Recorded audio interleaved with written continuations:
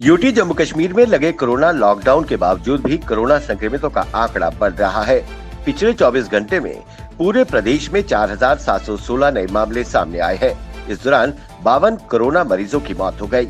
Jammu division में 28 और Kashmir division में 24 कोरोना मरीजों की मौत हो गई। वहीं बीते 24 घंटों में कश्मीर डिवीजन में 3,198 नए मामले सामने आए, तो वहीं जम्मू डिवीजन में 1,518 नए मामले सामने आए हैं।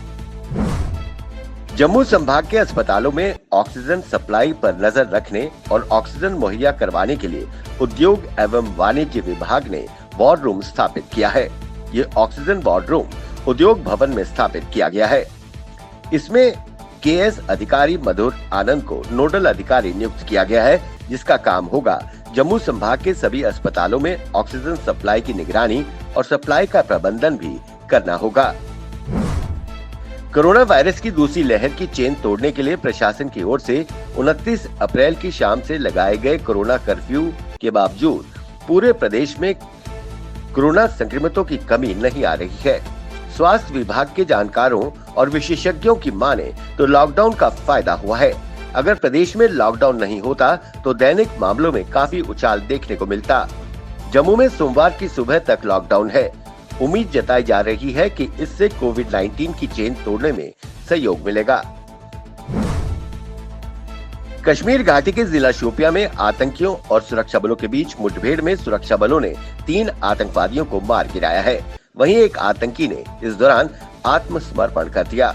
जम्मू कश्मीर पुलिस को जानकारी थी कि 4 अल बदर के नए भर्ती स्थानीय आतंकी शोपियां कनिगाम में छिपे हैं। पुलिस ने बताया कि हमने बहुत कोशिश की कि हथियार डालकर आत्मसमर्पण कर दें।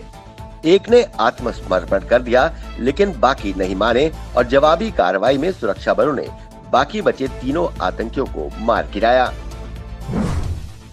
देश में कोरोना वायरस की दूसरी लहर कहर बरपाती नजर आ रही है। तमाम उपायों के बावजूद कोरोना वायरस के केसेस बढ़ते जा रहे हैं। बीते 24 घंटे में देश भर में 4,12,784 नए मामले सामने आए हैं। इस दौरान 3,980 मरीजों ने दम तोड़ दिया। अब तक का ये सबसे बड़ा आंकड़ा है। कश्मीर घाटी के शेलटेंग में राजमार्ग के किनारे बगदादी रेस्टोरेंट में भीषण आग लग गई। ये आग इमारत की तीसरी मंजिल में लगी और कुछ ही वक्त में आग पूरी इमारत में फैल गई। वहीं तुरंत फायर ब्रिगेड को सूचित किया गया।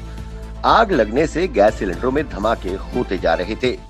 गैस सिलेंडरों में आग लगी थी, जिसकी वजह से फायर ब्रिगेड को आग पर काबू पाने में वक्त लग गया। फिलहाल किसी के हताहत होने की कोई सूचना नहीं है।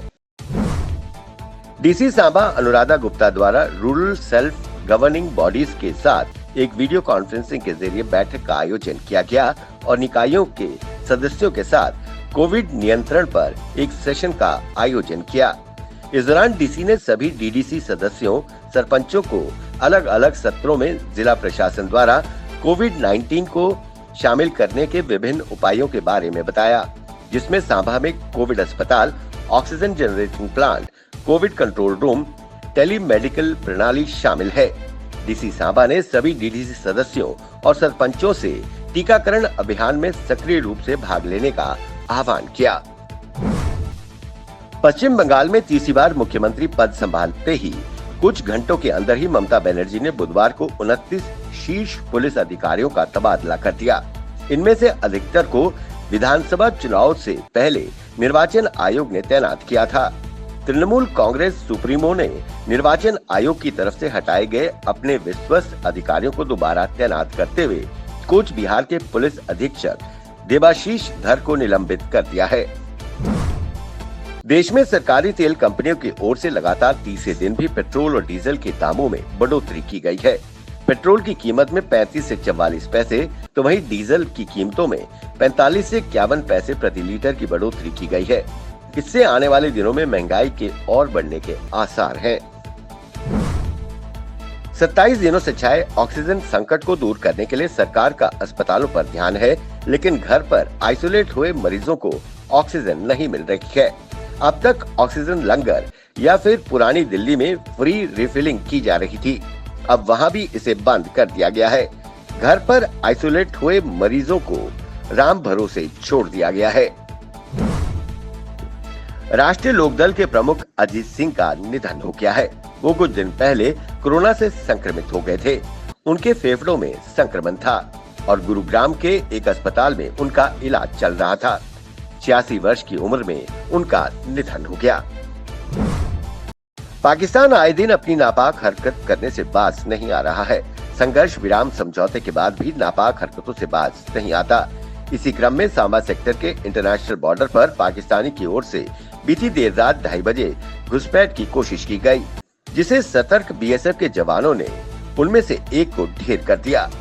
अभी तक उसे पाकिस्तानी सेना द्वारा ले जाया नहीं गया है। कश्मीर में कोरोना की चुनौती का सामना कर रहे लोगों की मदद कर रही भारतीय सेना ने बडगाम के रंगरेट में 250 बिस्तरों वाला अस्पताल बनाया है। उपराज्यपाल, प्रशासन व सेना ने मिलकर इस अस्पताल के माध्यम से कोरोना संक्रमित मरीजों का बेहतर उपचार होगा। उपराज्यपाल मनोज सिन्हा ने अधिकारियों को निर्देश दिए हैं कि कश्मीर संभाग में एक हफ्ते के भीतर अस्पतालों में ऑक्सीजन के सपोर्ट वाले 1050 बिस्तरों की संख्या को बढ़ाने के उन्होंने निर्देश जारी किए। उन्होंने कहा कि ऑक्सीजन वाले बिस्तरों की संख्या बढ़ाए जाने से स्वास्थ्य का ढांचा मजबूत होगा और संकट की इस घड़ी में मरीजों को मदद मिलेगी।